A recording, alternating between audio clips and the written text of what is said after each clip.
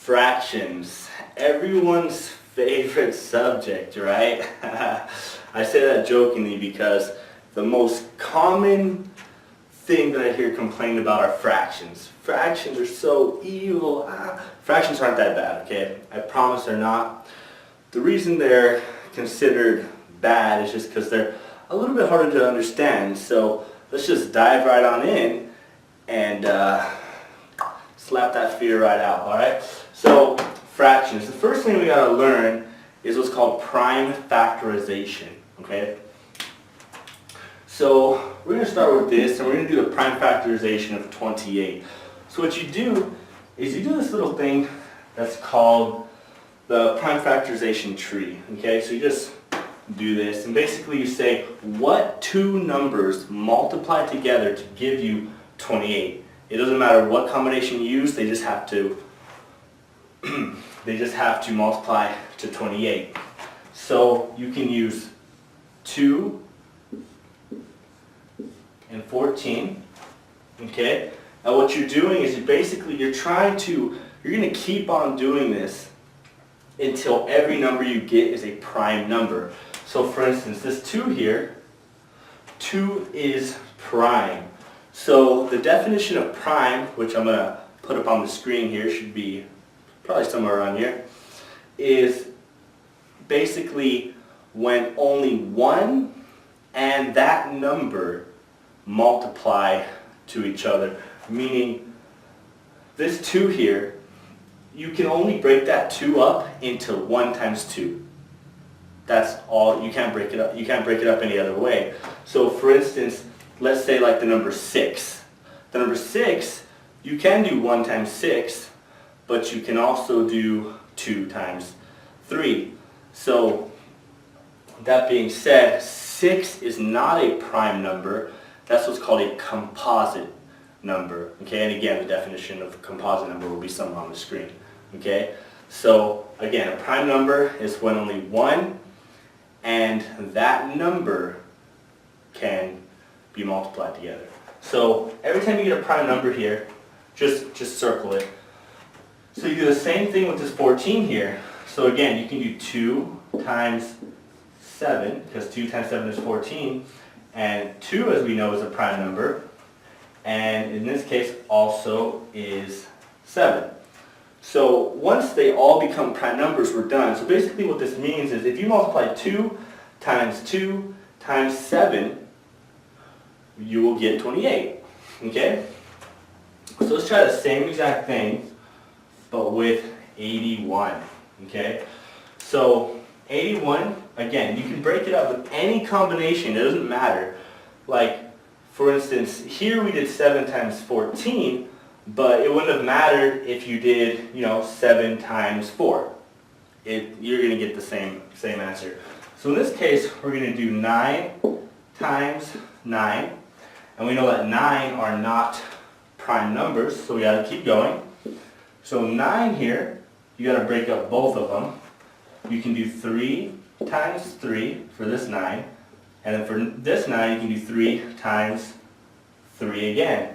So in this case, they're all prime now. And they're all 3s. So again, what this is saying is 3 times 3 times 3 times 3 will give you 81. Okay? And that's how you do that whole prime factorization thing. And this is leading into actually simplifying fractions, as you'll see right now. All right. So let's go into simplifying fractions. So the directions here is just simply simplify. Okay? So let's say we have 12 divided by 20. Okay? So how prime factorization kind of works into this is what you do is you're going to do the prime factorization of each of those numbers, the 12 and the 20, okay? So 12 can be broken down by 2 times 6, 2 is prime, 6 can be broken as 2 times 3, and then boom, we got our prime factorization of 12. So same thing with 20 here. You can do 2 times 10, and 10 can be 2 times 5. Boom. So we got the two prime factorizations of 12 and 20 here, okay? So what you're going to do with this guy now is you're ultimately just going to take the prime factorization of 12 and put it here on top. 2 times 2 times 3. And you're going to divide that by the prime factorization of 20, which is 2 times 2 times 5. Okay? Now, this is where the fun part begins, because when you have the same number over the same number, like, you know, a 2 and a 2 here, you can just cross those guys off. You got a 2 and a 2 here, boom, cross those guys off too. What are you left with? You're just left with a 3 on top and a 5 on the bottom. That being said, this is going to equal 3 over 5. Just like that. And then again, you want to box your answer just because it looks clean, it looks nice. Your teacher, it's very easy for your teacher to just boom, look at the box and see if the answer is correct or not. This is a little extra bonus tip for you guys. If you can make the teacher happy by giving them clean work, good handwriting, easily identifiable answers, you're going to probably get a much better grade. Because if the teacher's happy, they'll reward you for that, okay? So let's try another one.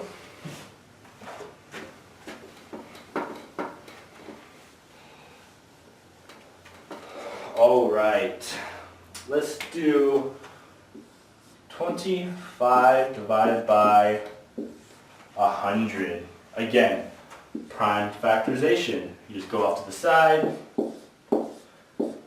and you do them individually. So 25, that can be 5 times 5, and pretty nice because that's already done. 5 is a prime number. Now 100, you can do 10 times 10, and then you can break down the tens by 2 times 5, and then the other 10 is 2 times 5, okay? So you just circle all of those, and you basically replace the number with its prime factorization. So 25 is on top. So on top you're going to have a 5 times 5. And on bottom, you're going to have this guy. Now you have 2 times 5 times 2 times 5. What I would do is I would put them in order. So you'll just have 2 times 2 times 5 times 5. This 2 and this 2 and then this 5 and this 5. Because it doesn't really matter the order since it's multiplication.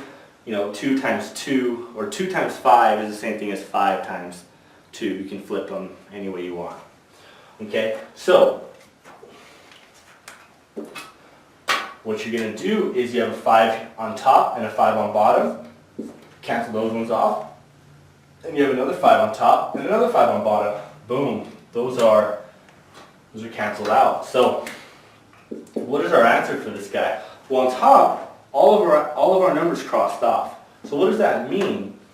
That just means you're going to have a 1 on top, okay?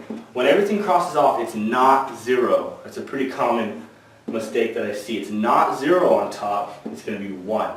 Okay, so put that in your notes. You should be taking notes. If not, pause this video and go get a notebook. And on bottom, we're left with 2 times 2. Now, your very final step, you gotta multiply those guys together. So 2 times 2 is 4. So messed up 4. 4. Again, box that bad boy, and that's how you simplify fractions, okay? So hopefully that makes sense. Again, you do this for any fraction. You just, you can just go find a random fraction to practice, and you just do the prime factorization of the top, and then the bottom number, put them over to each other, cross off all the ones that, match on top and bottom, and you get your answer, all right? All right, so that's simplifying fractions. Now, we still got a couple more things to go over. Something called mixed numbers.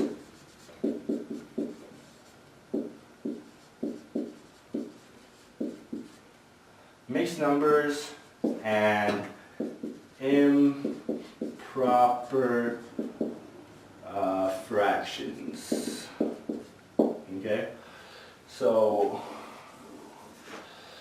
Okay, so mixed number. So what we got to do is we're going to basically take mixed numbers, and if you don't know what that is, I'll tell you what mixed numbers are right now. We're going to do mixed numbers to improper fractions, and then we're going to do improper fractions back to mixed numbers. So we're just going to be going back and forth, okay?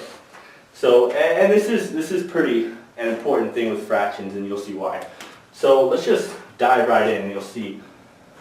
So we have 19 divided by 3, okay? This is what's called an improper fraction. It's called an improper fraction because the top number is bigger than the bottom. That's the definition of an improper fraction.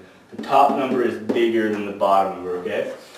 So what you want to do if you're going to change this improper fraction into a mixed number is the first thing you have to say, how many times can 3 fit into 19? Okay, now it's not going to fit in evenly, so you just get as close as you can.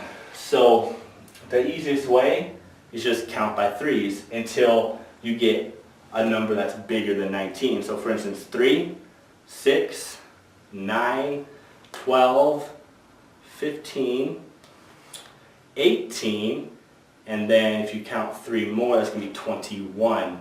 So you see, that's too big, so you just go 1 backwards. Boom. So it goes in 6 times, okay?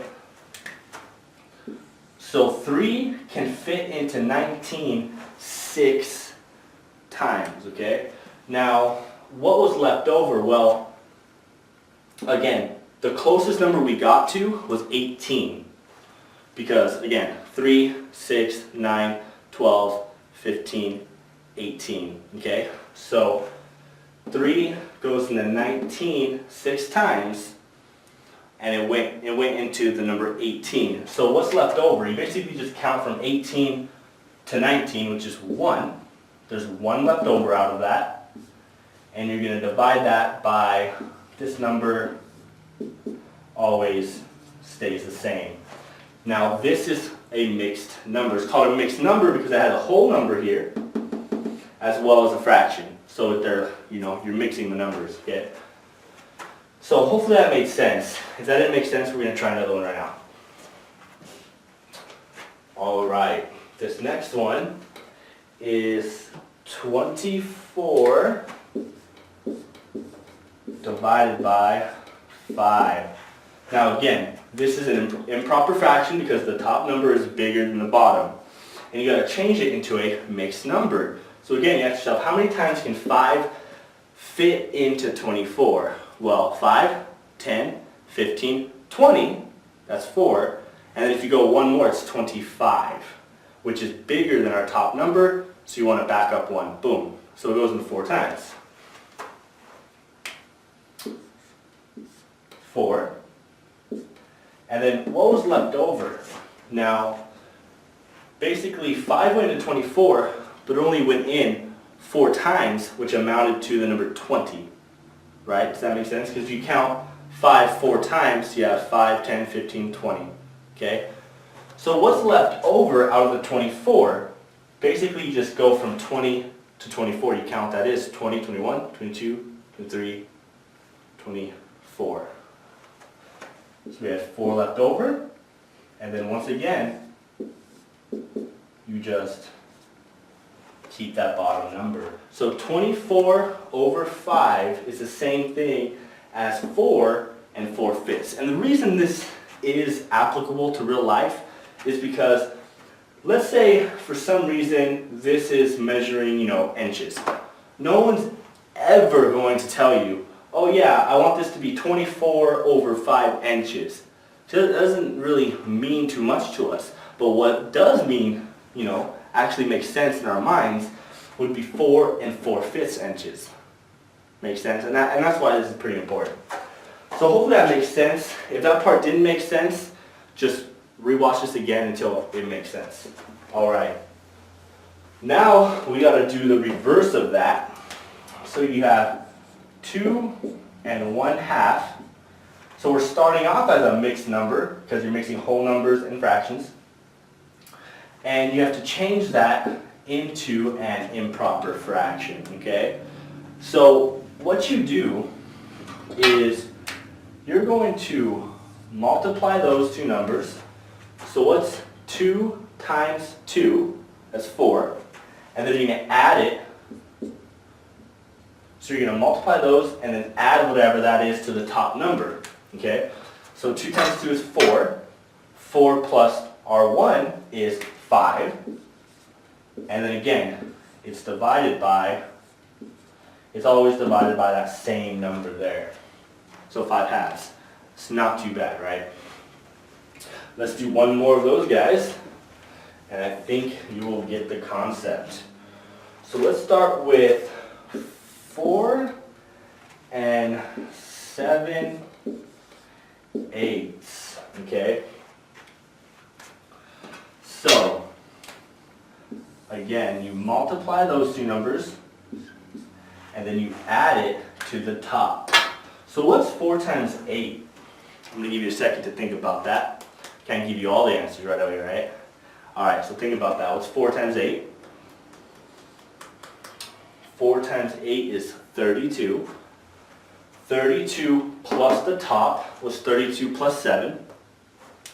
39. And again, what's the bottom number? That's our boom, no-brainer number. Boom, you just pop your 8 right there, and you're done. And that is how you change mixed numbers into improper fractions.